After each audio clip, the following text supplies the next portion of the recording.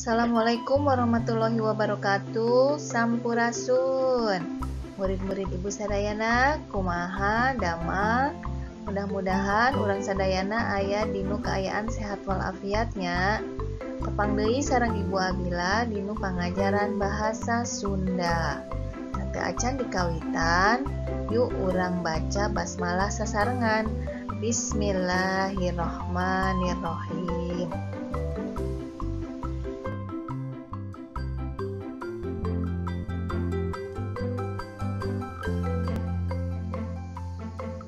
Dinten ieu urang ngalajengkeun materi di pangajaran genep nyaeta ngeunaan kaendahan Indonesia.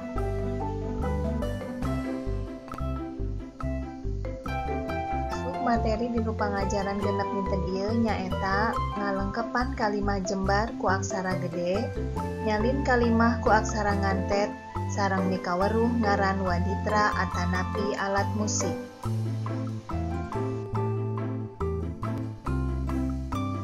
Ngalengkepan kalimah jembar ku aksara gede.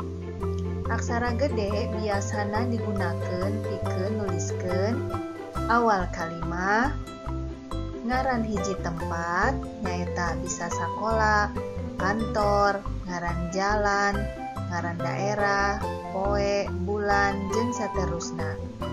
Nu terakhir, aksara gede dituliskeun oge pikeun ngaran jalmi.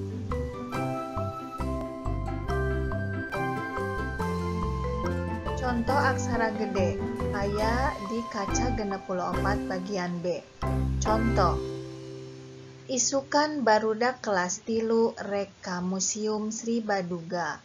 Peku hideuk tuliskeun aksara gedena nyaeta biasana ditempatkeun di awal kalimah jeung ngaran tempat. Di dieu aya isukan ngaran tempatna nyaeta Museum Sri Baduga.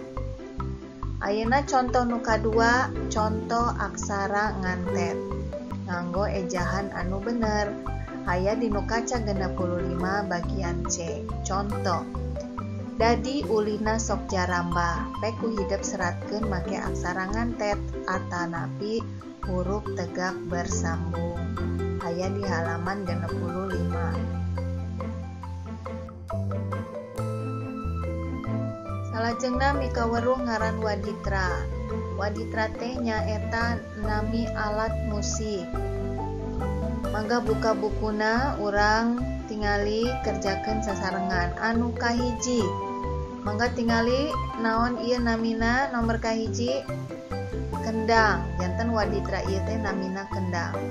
Waditra anu kadua namina bonang. Upami waditra anu katilu goong.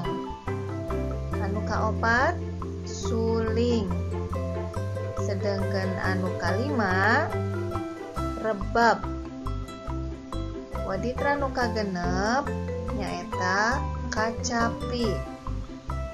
Sedangkan anu terakhir waditra ieu namina angklung.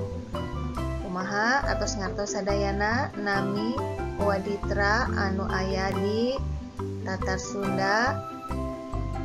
Terus biasanya sadayana